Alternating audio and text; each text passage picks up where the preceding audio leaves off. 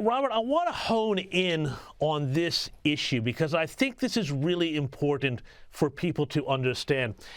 What you're telling me, tell me if I've got this right because I'm not a lawyer, but essentially you're saying that is if this case succeeds against Donald Trump, the law will no longer emanate from the president in terms of how documents are classified, but rather he will be controlled by this broader bureaucracy. Now, how would a future president, Democrat or Republican, say, be able to negotiate, talk to a foreign leader, whether they're friendly or an enemy, and negotiate with them and talk to them and deal with them, if they have potentially this bureaucracy of agencies and national security types telling them this is okay, this isn't? Effectively, this indictment tries to make the president the agent of the bureaucracy rather than the executive in control of the bureaucracy. And what it would do is, in the example you give, it would make the president have to get their permission first before he did any set of policies, before he announced any information, before he discussed or engaged in certain diplomatic engagements around the globe. He wouldn't be allowed to talk to the Russians to negotiate a peace deal in Ukraine. He wouldn't be allowed to talk to China to negotiate issues with North Korea or with Taiwan. He wouldn't be allowed to talk to Israel about Palestine without their permission first.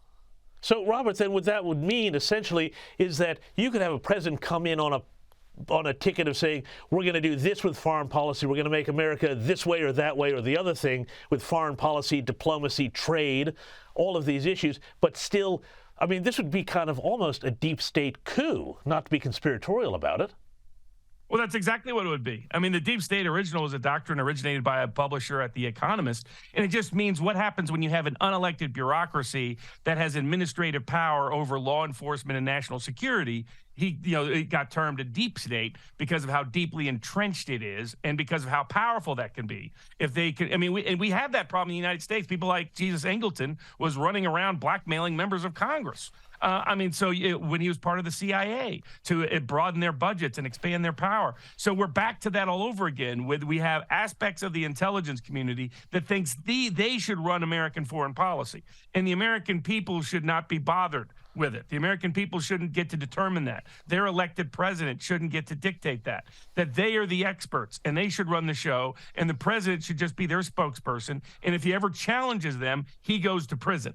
That's the meaning of this indictment. And when they're using the Espionage Act, which is a bit of a hangover from World War I, the language in the Espionage Act is very clear that it is about doing anything that goes against, and I think the exact words are, the interests of the United States of America. So if these guys, the bureaucrats, the prosecutors, whomever, see Donald Trump being president as being against the interests of the United States of America, they will essentially stop at nothing, what you're saying, to stop him from being president again. That's exactly what's going on. I mean, they're basically saying, because you challenged us, we're going to try to put you in prison for 400 years.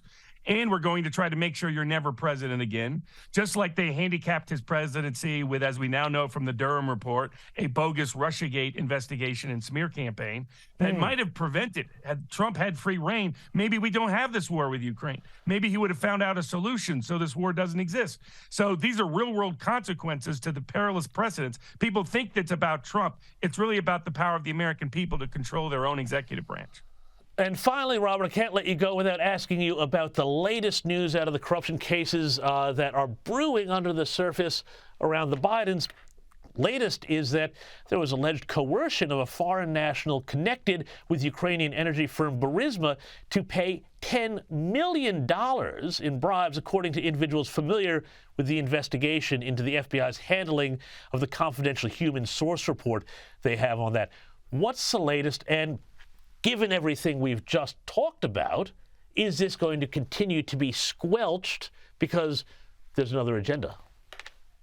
I think it will continue, sadly, to be squelched, but it does raise major questions about what we're doing right now in Ukraine in certain respects, because Ukraine keeps coming back to the centerpiece of the bribery allegations concerning Joe Biden and his son and other family members. And there's apparently, according to Senator Grassley, 17 tapes that record these conversations that even include then Vice President Biden being recorded on these tapes.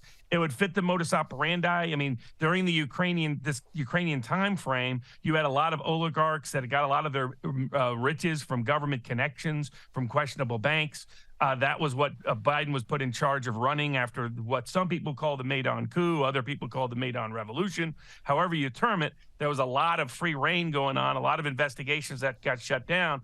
And after Biden gets involved, the Burisma investigation gets shut down, billions at stake in various forms of fraud. So $10 million bribe sounds almost reasonable, sadly. So it's very believable and credible that this occurred, given the history of Biden, given what we know about what was happening in Ukraine at the time, given the independent verification from third-party whistleblowers and apparently authenticated tapes, according to Senator Grassley, who hasn't been known to just spout anything. So it looks like we have systemic corruption with the Biden administration. Well, we're going to have to leave it at that, but this is going to be one to run that we're going to have to keep a very close eye on. Robert Barnes, thank you so much for your time.